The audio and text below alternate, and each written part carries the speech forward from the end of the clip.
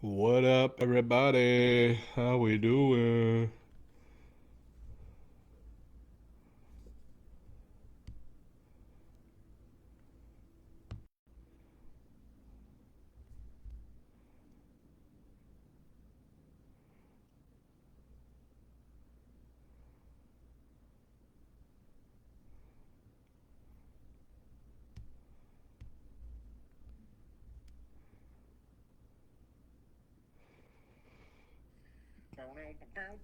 What's up? How's everybody doing? Happy Monday. Hope everybody's rocking and rolling today. Had an amazing day. I'm going to answer a lot of questions today. I'm excited. I'm excited. What's up, Tim? How you doing, brother? How's life? I'm trying to catch up. It's so weird. Like my phone will move faster than this. How's everybody doing? So I think I got about 5 or 6 people in here, give or take. Um, Hopefully this thing will take off here in a minute and be ready to rock and roll. And we'll be ready to get after it. Get after it. I wanted to use tonight to answer a lot of questions. So I posted last week sometime about what did anybody want me to talk about. And there was a lot of questions for me to teach about. So I was thinking I'd give a lot into that. Let's see what we got here. Give a lot into that and make sure I can help get everybody the information that they need. Hold on. All right. Let me go back to my dashboard here. And I got here. What's up? What's up? What's up, John Benham? How you doing, brother? My brother. I know we didn't get to talk today, Tim. He was get after it. I had to go. My oldest daughter signed up at another gym because she didn't want the ops me seeing her work out. I'm like, you're such a weirdo. So I had to go across town and sign her up, and then come back for a late workout this morning. But it's all good. It's all good. So I want to talk first, and if you have questions, feel free to drop them in the chat. I'm going to go like down the line here. I had several questions about things that people wanted me to train about and talk about. So I want to talk as much as I can about everything. And if you have other questions, drop them in here. What's up, Dave Parrott? How you doing, my brother? It's good to see you, man. The more y'all feedback, the better it is. The more questions you have, the better this is. The more fun I get to have. I'm here to serve. That's all I really want to do is serve you guys. So whatever you got rolling, whatever you got in your head that you want me to talk about, things that pop up, how you handle yourself in different scenarios, I love to help out. So one I was going to do first was, what was it? Oh, building self-esteem. I got one that was, what's up, Will Tucker? How you doing, brother? Building self-esteem. So it's very important when we talk about like what is self-esteem and self-confidence and self. The definition is in the word, all right? And self-esteem is usually created through like the ability to do a thing that you don't know how to do and then become proficient at it over time. And it's having the desire to, number one, try something new. Number two, do that thing and then learn how to do it efficiently.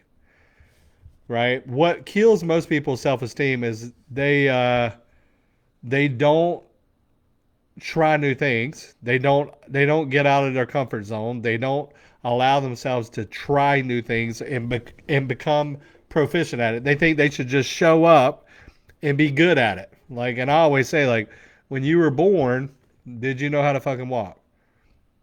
No, you had to become proficient at it. And you didn't get down on yourself. You didn't have low self esteem because you couldn't walk at 2 years old or 1 years old or whatever it was. You were like, hey, um, I don't know how to walk, so how do I learn how to walk? Well, I get up, fall down, get up, fall down, get up, fall down, get up, fall down. And in that, I learned how to become more efficient at walking. The problem with most people is they are so afraid to make that next step, to take that first step, really, so that then they could take a next step. You got to have that. In the Bible, a lot of times it says pray and move in faith. And a lot of people pray, but they never move. And without the movement, you don't learn the skill sets it takes to get to the next step. You're praying for the end result without actually taking the road to the end result. And so it's important to build self-esteem. Number one, you got to try new things. Number two, you got to practice doing those things until you become proficient at it. And when I say practice, meaning you're going to mess up, and that's okay. Like, that's one of my key tenets is, hey, we're going to fuck it up and we're going to get it right. But you have to be willing to mess up in order to get it right. Because in the mess up is where you learn the lesson. It's where you learn the skill sets. It's where you learn to fine tune your action. Like, it's like lifting weights. It's like playing sports. It's like coaching. When I coach, and I read through all of my coaching scripts. I read through all of my discovery calls. I read through and go back through and replay them to myself, and I think of ways I can ask better questions, or did this way or that way. But it's always in practice of being better. And I've built good self-esteem because I'm willing to not be great in the beginning. I think that's a key component of having high self-esteem, is knowing that I might not be great right now, but I will be great pretty quickly if I allow myself to do that. All right, next topic. Let's see what we got. This one is controlling emotional hijacking during intense conversations. How to remove yourself and not react when listening. All right. So this is a very big one for men, like learning how to manage your emotions in high emotional conversations. Number one, we tend not to try to have conversations when our emotions are high. When your emotions are high, your intelligence is low. That's important. Number one. Number two, if you're in a conversation and you get triggered or they get triggered or y'all both get triggered, it is important that you say, hey, we're good, but I need 10 minutes so I can calm back down again. Because if not, I'm probably going to say things that don't align with this conversation. So simple, create safety with the person you're in a conversation with, and then ground yourself back down so you can have an intelligent conversation. If you don't, you will emotionally hijack your conversation. And we don't want to do that. And we don't want to emotionally hijack the scenario in general. We want to create an opportunity where we are leading a conversation to create a solution at the end of both of us coming together. But that means that we both need to be grounded. Neither one of us need to be too emotional, because when we're too emotional, our ability to think straight, our ability to reconcile, our ability to process goes through the floor. All right. So controlling emotional hijacking starts with creating safety. That means just know that in some levels of conversation, you're probably going to get triggered, and that's okay. And that's your stuff to deal with. What most people do is they take that trigger and project it onto the person they're conversating with and make it mean something about the other person. Has nothing to do with that other person. Has everything to do with you. So you have to take responsibility for your trigger and let your partner know, hey, I love you. We're good. I want to finish this conversation. But in this very moment, I'm triggered. And it's not because of you, it's because of me. And I need to really ground back down, because if not, I'm going to say shit that doesn't align with what we're trying to do. Simple, easy phraseology that allows you to kind of gain back a little control over your emotional stuff, right? And it allows you to slow yourself down and let her slow herself down, because we want to have a conversation in slow as pro, my brothers, as slow as we can. Because when we get emotional, we start to speed up, and when we speed up, we don't think through the process, and we don't want to do that. We want to be able to think through the process because it's vital. All right, that was number 2. If y'all have more questions, feel free to ask. The more, the merrier. I love it. Intentional conversation. My brother Dave put this in there. Intentional communication. I think this is a vital thing to learn, and it's something I try to teach all my guys. Like, communication has to have some level of intent, and not just to be talking to hear yourself talk. All right. What I tend to find out, what I used to do, right, when I was in my hyper wounded feminine stage, and needing to be seen, needing to be heard, needing to be validated and approved of, I would talk a lot about shit that didn't matter. And I just wanted to be heard. Yeah, I'll do that. I'll do that one too, Cameron. I got you. And so when you're having intentional communication, that means that when I go into a communication, and I'm big on this, if I'm having a hard conversation with my wife or my kids, or with a client or whatever, or if you're having a conversation with your boss or with some of your employees or whatever, you always start with the end result. What do you want the end result to be? You start there and you work your way backwards. So I need to know, what do I want to have happen from this conversation? That's intentional.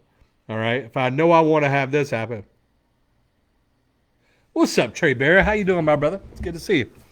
So if I know I want to have this happen in my communication with my wife or kids or whoever, like, it's the outcome. Now I have to work backwards and put a structure in place that allows that to come to fruition. And usually it comes in the form of, number one, planning a conversation. Don't just spring a conversation on your wife and hopefully she joins in with full vigor. It's probably not going to happen. You probably want to preface it. Hey, babe,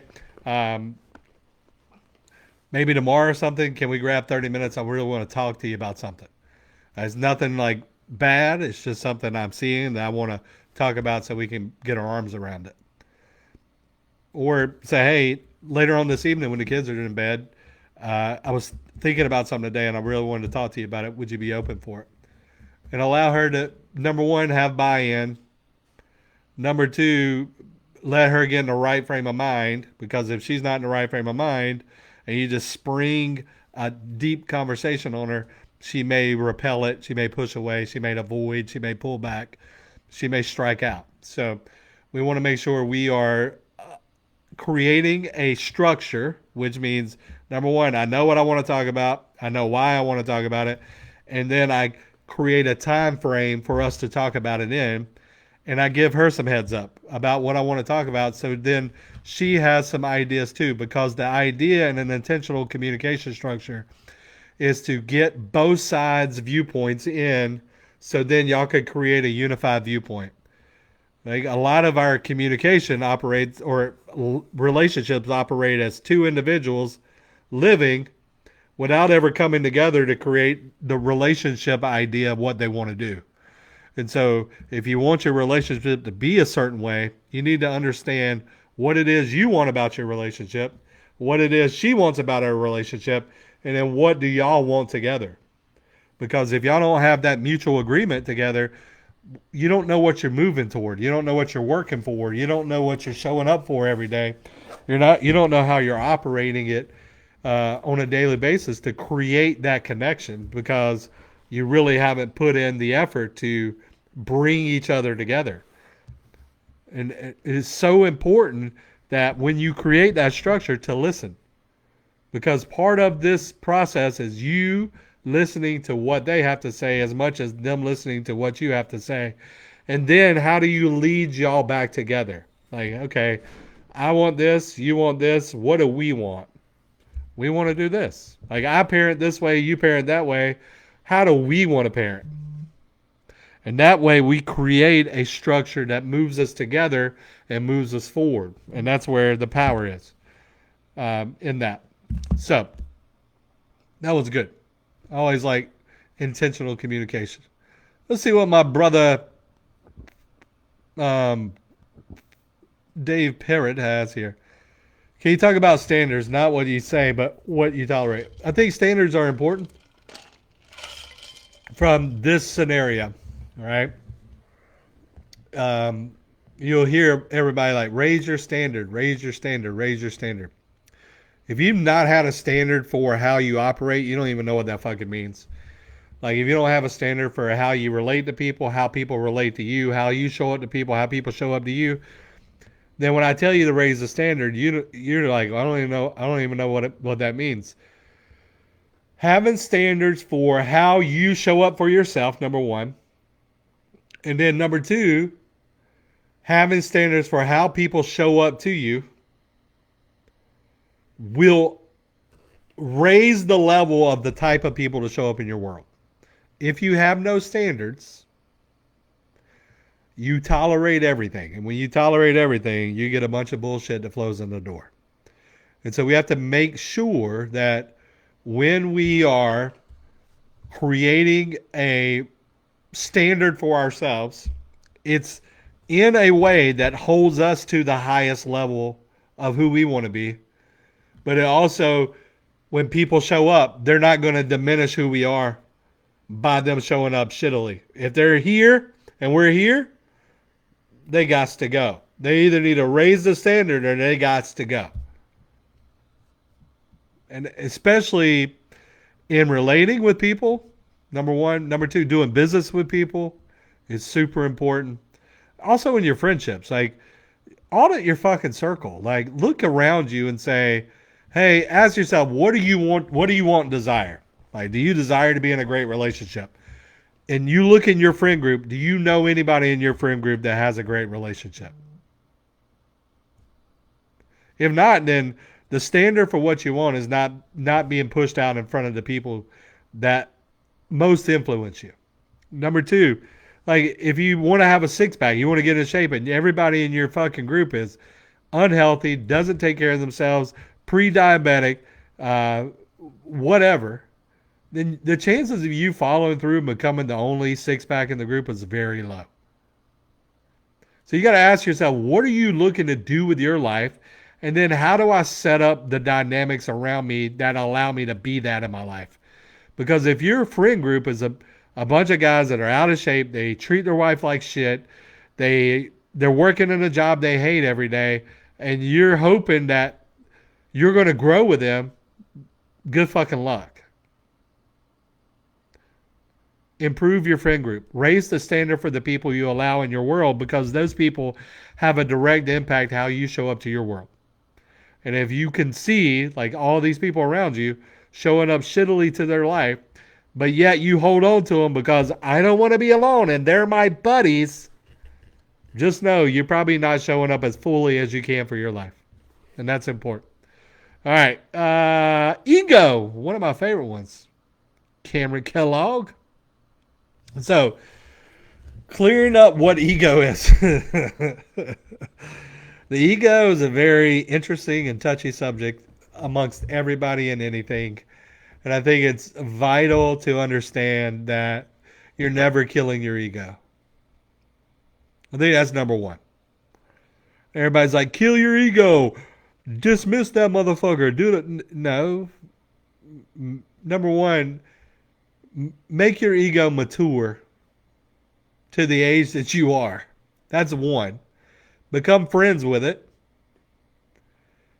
Become the master of it. And then mature it. Most of our egos operate like we're 16-year-old boys. And some of us in here, like me, I'm 40, I'm 46. Shit. I'm 46 years old. And if I'm trying to maneuver in such a way of high level of consciousness, high level of maturity, but my ego keeps me playing like I'm 13, 14, 15, 16 years old, my ability to operate at a high level goes down. Because what your ego tries to do is it tries to protect you. It tries to protect you from change because the ego hates change because when change happens, that means the ego loses more control over you. And the ego splits you into multiple different versions of you, right? And the best way I've ever heard it is like your ego is everything that you say you are. You're a good man. You're a good husband. You're a great coach. You're a great dad. You're a great business owner. You're a great friend. I'm a white guy. I'm a heterosexual. I'm a this. I'm a that. I'm a this. I'm a that. All those things are ways to divide you into pieces. All you really are is a soul with a meat suit at the end of the day. And when you continuously divide yourself up into multiple frames, you never have control over all those frames. And when your ego is dividing you into pieces, it's because it wants to find the weakest link and hold on to that one, so that could be your hoe card, as I call it. Like it pull. I don't know where I'm from the street. So when somebody pulls your hoe card, that's when you act up the craziest, right? Your ego knows your hoe card. It's different for everybody, right? Mine is when I know I'm fucking right about something, and somebody tells me you're full of shit, and then my little hoe card comes out because I'm ready to go to war, and then I have to ask myself like, what am I fighting for? Am I fighting for their ignorance or for my intelligence? And so I've learned to control it over the years. I used to be terrible at it because I like to be right. Your ego loves to be right. Your ego wants to be safe, so it does all these things inside of you that create safety by not allowing you to move forward, by not allowing you to um, grow, because your ego likes you where you are, because where you are, it controls. But if you want yourself to be better, then you're going to have to go against your ego, and your ego is going to fight you. It's going to you're going to sabotage yourself. You're going to talk shit about yourself. You're going to tell yourself how not smart you are, how I'm not good enough, and how this person does it better than I do, and they've been doing it for years. Why can't I do it like them? And you got a 9 million things that come in that's trying to keep you from actually changing. Test that thing, Dave. Test that thing. Test my hoe card. But it's not like you can kill the ego, but you can mature the ego. You can let the ego know, like, hey, we're good. Like, I know you're comfortable here, but when we get here, you're going to be comfortable too. And you put it in, instead of allowing your ego to drive the car, you just put it in the passenger seat, put a seatbelt around it, you know. When you hit hard stops, you put your arm out in front of it and say, hey, I got you. Everything's good. I don't need your help. I don't need your protection right now. I got you. And the more you make friends with your ego, the more you mature it up, the identity that you're growing into, the less effect that it has on you. Because you no longer look to be right. Hold on one second.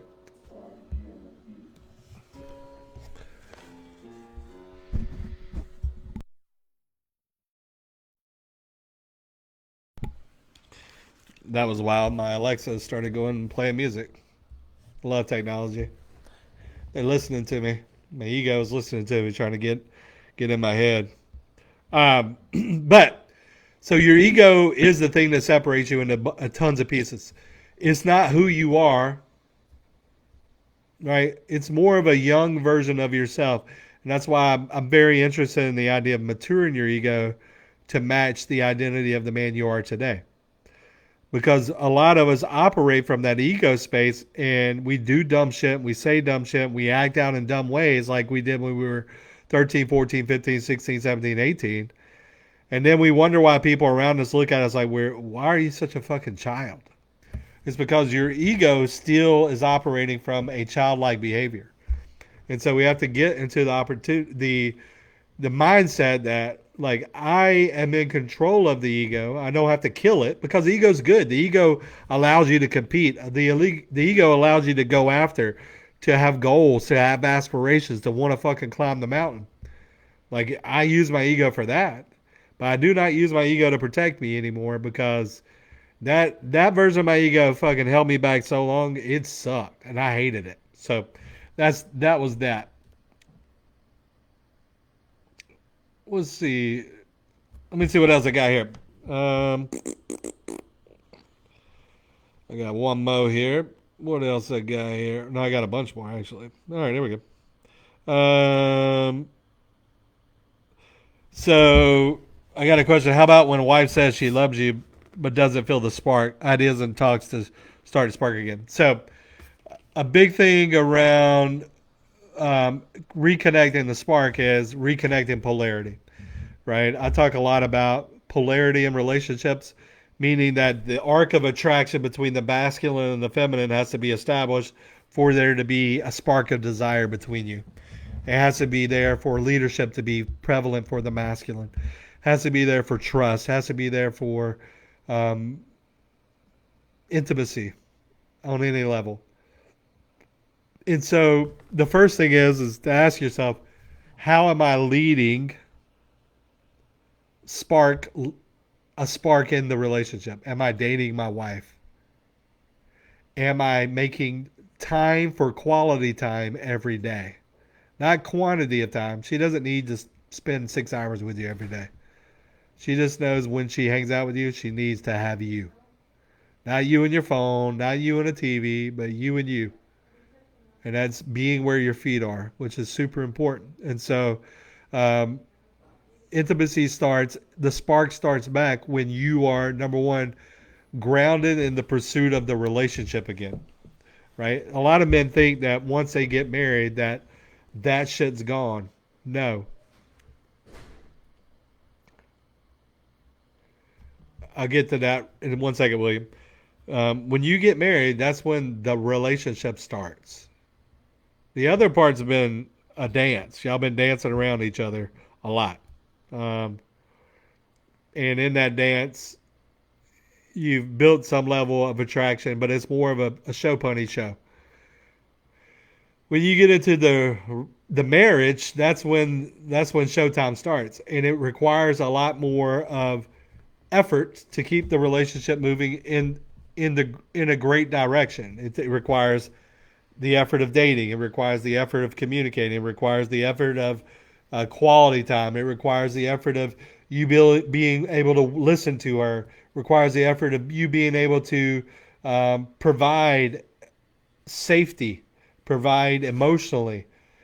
It requires you to show up and create spontaneity, which are surprises, excitement. It requires you making decisions without her making decisions for you.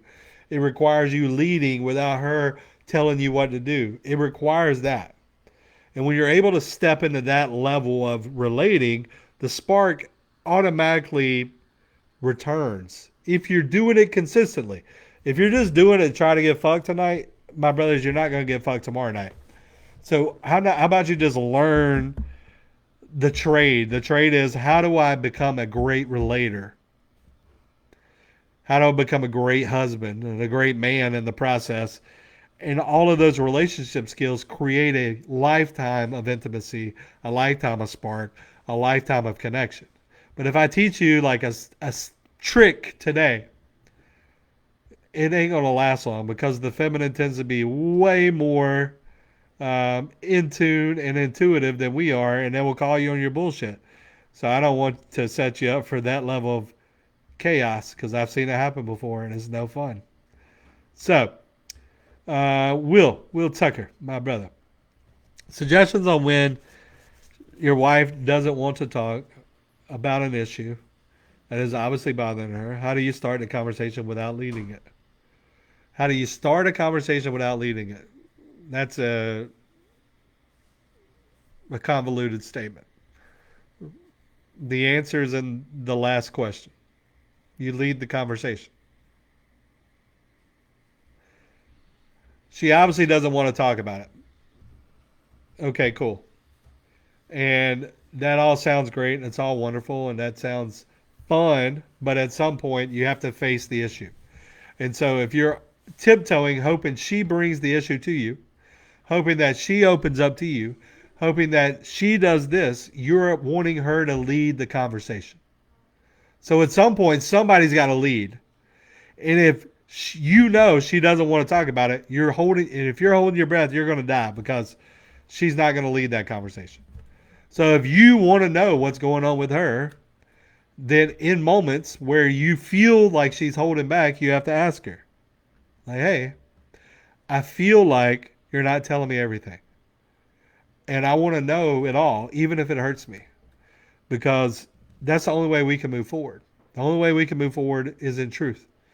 And right now, I'm not getting everything from you, and I need all that because I want to show up as best I can. I want to show up in full leadership. I want to show up as a full man in this relationship. And that requires you to give me the things that I can't see and that I'm not privy to in this moment. And so you have to create a safety, but you also have to be willing to ask the question and sit. Like when you ask the question and she's like, I don't know, it's like, if you did know, what would the answer be? And sit and do not be afraid of silence. Do not shake from silence. Do not deter because it's silent. Do not get rattled because she doesn't say anything. Do not move from the frame. If you want to know the answer, ask the question and hold the frame and say, hey, this may be hard for you. I get it, but I'm here and I'm going to sit here until you're ready to tell me. And hold the frame. Don't ask any more questions. Don't give any more information. Don't overtalk. Don't try to coerce her. Just say, hey, I need to know this. Because I'm working on rebuilding our relationship and I need to know what's going on.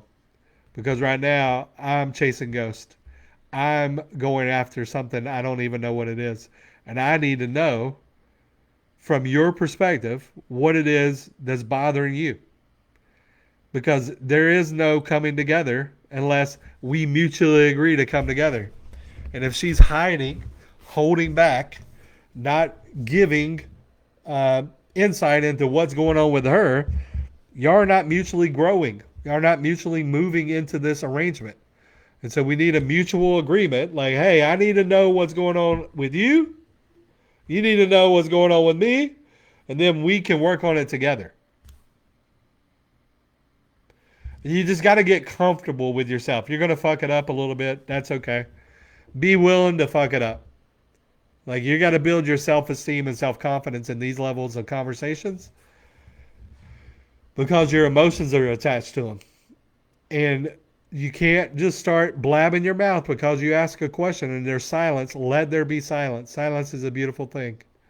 Hold it. Hold the frame.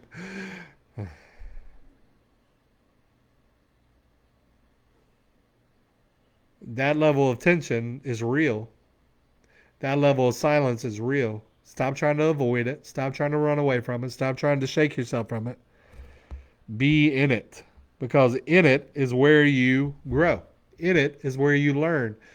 Not being willing to take your question off the table because there is silence or because she doesn't want to talk and you duck and dodge and dance around, you're not going to give yourself an opportunity to grow. You're not going to give yourself an opportunity to have the thing you want because you're not willing to show up for that conversation and realize like it's not going to feel great. And that's okay. Some of these conversations you have to have, guys, they're not going to feel good. Period. And I'm going to go ahead and tell you, they suck sometimes. And if you want greatness in your relationship, be willing to do hard things because having those levels of conversation will give you the opportunity to see your partner more, give you the opportunity to show up for your partner in a better way. Also, give your partner an opportunity to hear you, see you, show up for you in a better way. But you got to be willing to stand in truth. Without truth, there is no transformation. Okay? Let me see what else I got here. Let's see what else I got on the docket over here. Over here. All right.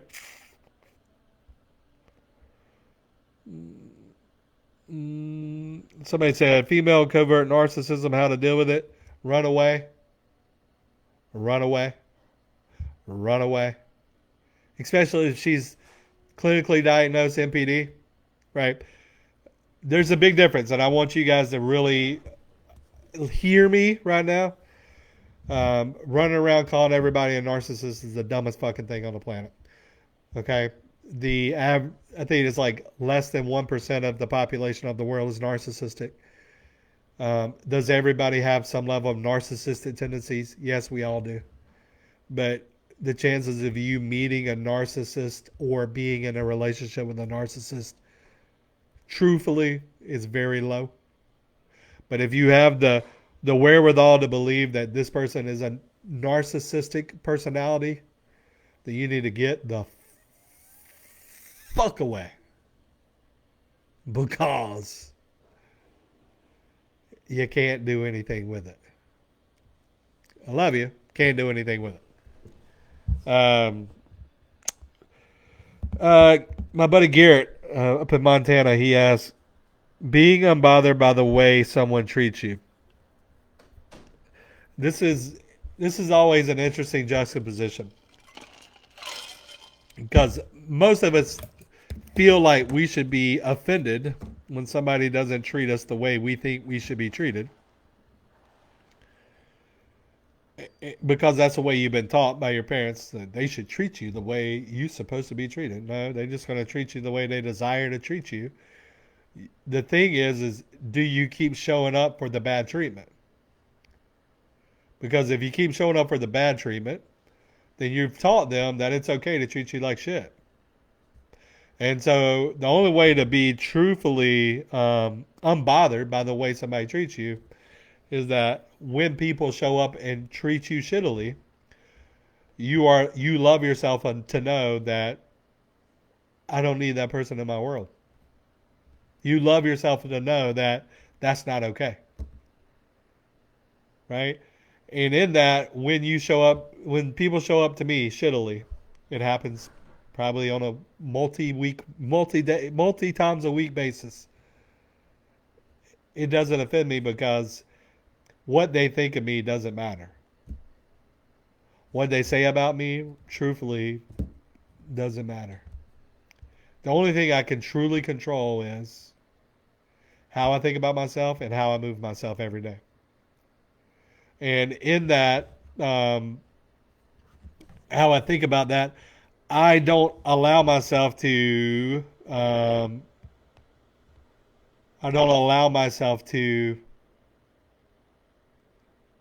frustrate myself because other people decide to show up unaligned, right? Because if somebody shows up unaligned to me and I allow that to be a driver of me, I'm agreeing with that person that, yes, I am what you say I am. And that's not real. All right, what did Maria say? Let me get you the 9. I think there's 9. Personality disorder, a battery. I think it's 9 characteristics if I can remember correctly. Let's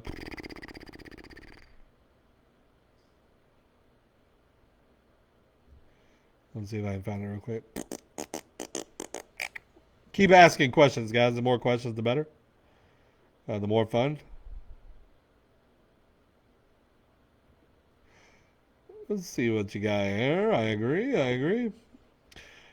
Symptoms. They have an unreasonably high sense of self-importance and require constant, excessive admiration. That's 1.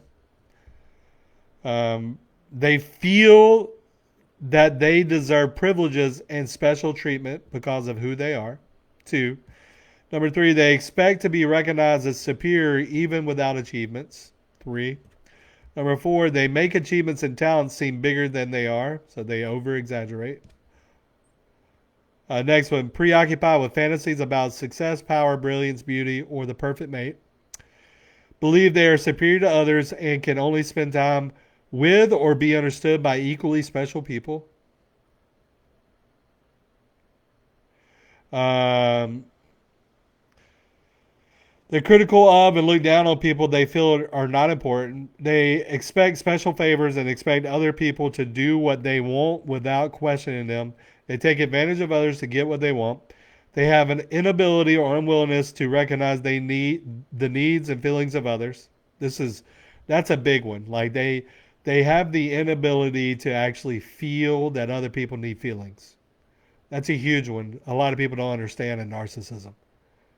Um, they're envious of others and believe others envy them. They behave in an arrogant way, brag a lot, come across as conceited, insist on having the best of everything. For instance, the best car, the best office, right? The one of those that a lot of people dismiss is the idea that um, they don't realize like narcissists have no emotions. Their emotions are about themselves. They can't have emotions about other people. So their ability to love others is very low, but they use others to validate and admire themselves through other people. So that's what you tend to see with narcissistic personality disorder. They have to, I think, what is it, 6 out of 9, 7 out of 9, they have to hit on. And they have to hit a pretty high score because NPD is, if you ever met a real narcissist, like you fucking know, like it would make you shiver a little bit because they're not like, they make you feel good momentarily because they're trying to get you on their side, and then they diminish you in a heartbeat so that you're not above them. All right, Dave, what is the most important thing men need to learn and do every day? I think the most important thing anybody needs to learn and do, men or women, is they need to learn. Is not even a do. Is learn to be in love with yourself. Not from the narcissistic, conceited way, but actually like love you as a person. Instead of chasing the world for love, chasing the world for validation, chasing the world for approval, chasing the world for this, that, or the other thing, get back to you. God created you in his perfect image. He created you in perfect love. He didn't break you when he made you. He didn't make you unhappy when he made you. He didn't make you less than when he made you. He made you with everything you needed. You just decided that you were bigger than God. You were bigger than his vision for you. And so you started to trust the world over him. And it's how can you return back to that trust, that surrender, that belief that his will is the way. And you'll be good. It's it sounds so duh, Jim, but it's probably the most important thing. Especially if you want to relate at a high level with somebody, you better be a great relator with yourself. Just be good at it. Be good at relating with yourself.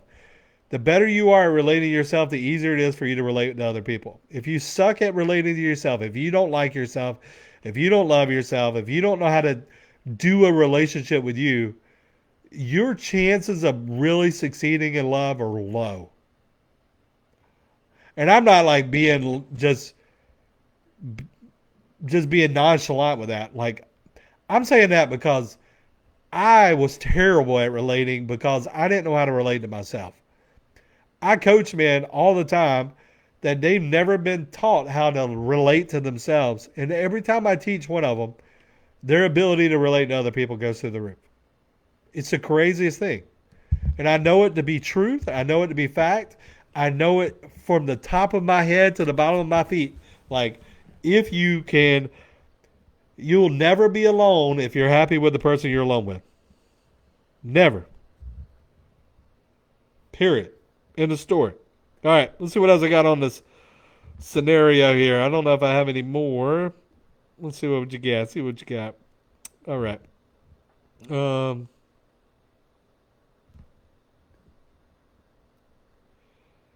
being a dad. I have one is like being a dad. He wanted to talk about being a dad. Being a dad. number one, I'm very big on this idea lately. I've been talking about it a lot. I've been thinking about it a lot because I have two daughters. I have a son. They're all teenagers, and it's like how you relate to yourself, and then how you relate to your partner, either your wife or your husband or whatever you're doing here. As a dad, how you relate to your wife, how you relate to your girlfriend, how you relate to your baby mama, however you relate to yourself. That's how you start to teach your children to find love in the world. And it's probably one of the most earth-shattering things I ever had to learn about myself is when I started my growth. I had a mentor tell me this, and it broke me to the core because I sucked at it. Like I wasn't a great relator with my ex-wife. I wasn't a great relator with myself, and how I showed up every day didn't give them the example to follow. Right? We always say, "Do as I say do, don't do as I do." Children only do what you do. They only follow what you do. They follow your actions. And so if you're telling your kids to be more disciplined, you're telling your kids to be more vulnerable, you're telling your kids to get in better shape, you're telling your kids to find something to do that grows them, the motherfucker, you should be doing it too. Never ask your kids to do shit you won't do. Never. If you're fat as fuck and you're telling your kids to get out there and play and get in shape, you should be fucking ashamed of yourself. Honestly. If you are if you're treating your wife like shit every fucking day, and then you want your kids to respect you and treat you like gold, you should be fucking ashamed of yourself. You're teaching them to treat you like shit too, because that's how you treat love. I am adamant, adamant, adamant, adamant, adamant, adamant about the idea of you have to be the fucking model of everything you want your kids to perform in this lifetime. Period. And just realize the good habits and the bad habits, they get transferred. So clean your shit up. All right. Will Tucker, can you touch on getting back to having a relationship with God and what it means to be the godly man in your marriage? Oh, I love that. So, Will Tucker, there are different levels to this game. Where I live in Georgia, I mean, I probably stick out like a sore thumb about the way I talk about God and spirituality and the Bible and everything else, because I think a lot of people put their faith in a man who translates the Bible versus the man that God is. And when you put your faith in reverse, like a lot of people go to church to hear man tell them what the Bible says, but they don't go to God and ask God, what do you say to me? They don't go to God and say, what is your will? They don't ask God, what is your wisdom? They don't ask God, they don't go to God and wring their heart out and say, I, I'm not doing good. I'm a liar. I'm a cheater. I'm disrespectful to my wife. I'm not a good father to my kids, but I want to be better and I need help and I need the wisdom and I need the knowledge and I need the strength and I want to follow your will and wring your damn heart out every day so God can find a way to put love back into you. Right now, you're so clogged up with what has happened in your relationship, what has happened in your spiritual experience or your religious experience, what has happened with people in the church. But my question is, what has happened between you and God? What has happened between you and God? And if you can't answer that, that's where I would start. Where is your relationship with God? And when I say relationship, like I treat God like he is walking and sitting and riding in my car beside me. Like I talk to him like I'm talking to you guys. Like when I'm hurting, I scream out to God. I cry out to God. When I'm happy, I laugh with God. When I'm loving, I love with God. But I go to God with it all. I don't think anymore that I can handle it myself. I don't think anymore that I can figure it all out. I don't think anymore that I have the way. I know I don't. I have the vessel that I can take toward God's way. But I need you to understand it's the disconnect between you being the leader of the house spiritually is the relationship between you and God. And I'll give you an example. So I've been on this big like spiritual evolution over the last what we at? We're 8. So I'd say 12 months. And I've always been very spiritual. I have a minor in religion, so I've read about every religious text. I like I love spirituality. And I've always been spiritual, but I've never been um, the leader of spirituality in my house. How about that? But over the last year, I've had a calling on my heart. I met a guy, my brother, Mr. Arthur, at the gym, 85-year-old man, and he became a spiritual mentor to me. And we talk every day. He goes to the gym 7 days a week. 85-year-old man, and he writes books about God. He writes books about Jesus. He writes books about Jesus being an entrepreneur, about Jesus being a leader. But he has this vast array of knowledge about spirituality. And so every day, like, I don't know, the one thing about me is like when I find people that know things that I want to know, I get close to those people and I connect and it's like I'm a childlike in my learning. And so every day for the last year and a half, I talked to Mr. Arthur. We've cried together. I don't know how many times. We prayed together. I don't know how many times. He sends me his prayer requests. I send him my prayer requests. Men in my men's community have all been prayed for by Mr. Arthur once, if not 100 times, and me and Mr. Arthur. But I started, and he let me know. He's like, this journey you're on is a journey between you and God. It's not a journey between you and the world. It's not a journey between you trying to get somewhere. It's you getting back to God.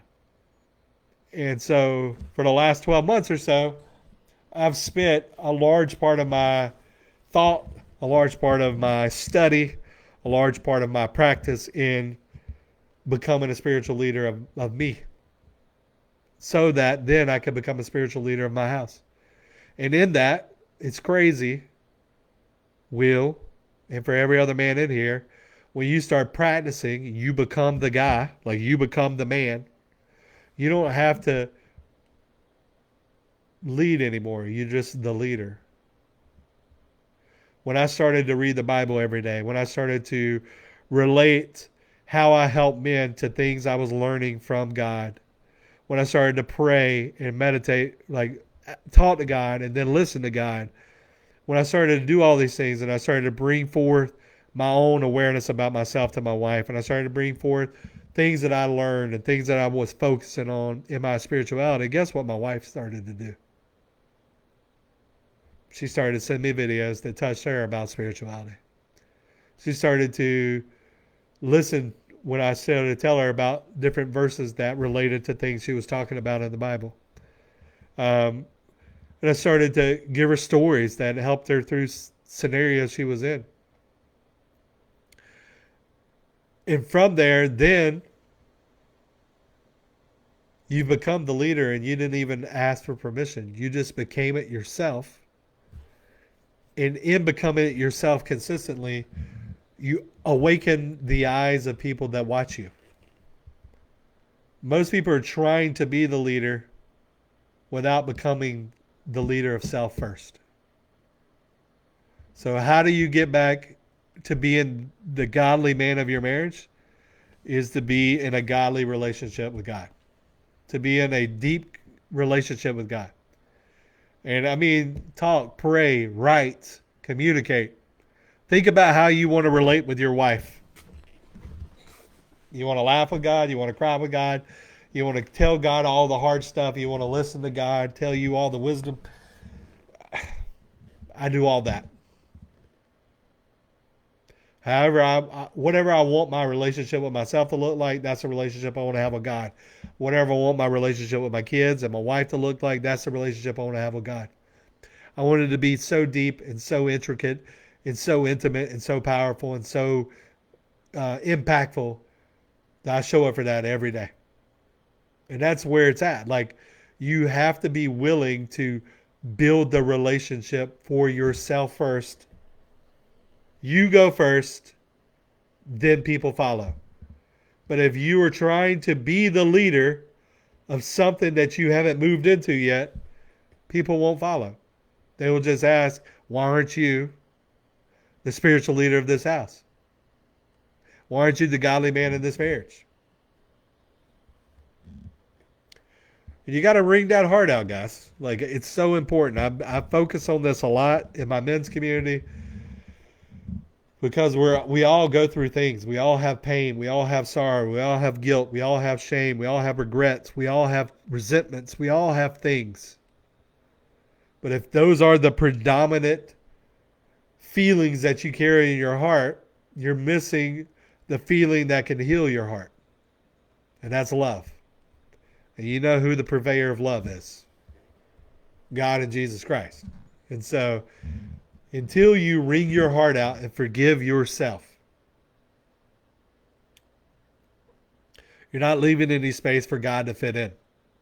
Because the barrier between you and God is what you think is keeping you from God. That's it. The barrier between you and anything in your life is what you think the barrier is. The barrier between you and your relationship is what you think it is. The barrier between you and God is what you think it is. And so if you realize, like, whatever I think in here is what is the construct I put in front of me out there that keeps me stuck in the same place, you realize how powerful this part of your mind is. And that's why I talk so much about paying attention to what you're putting into your skull every day. Paying attention to the thoughts that come up and move around. Paying attention. Because if you keep entertaining the bull crap, you're going to get bull crap out. How was that, Will? I hope that was good. That's my take anyway. I mean, your preacher might have something else. I'm not a preacher, and here's why. And I know a lot of preachers. I love them. I have a lot of preacher friends that are friends of mine. But I also know a lot of preachers that are liars. Excessive liars, like personally. And in that, their realness, and I believe, this is my belief, that the only way to transformation is in truth. And if you're trying to teach the word of God, which is truth, to me, why you lie, what are you transforming? And so I don't spend a lot of time in faith of man interpreting the Bible to me. I'm a pretty smart fella. I have a brain that likes to think and process and ask questions. And so when I get into the Bible, I read. I don't read for show. I read to know. I read to understand. I read to apply. Every time I read the Bible, I'm looking for ways to apply this to my daily existence. Apply this to how I help men.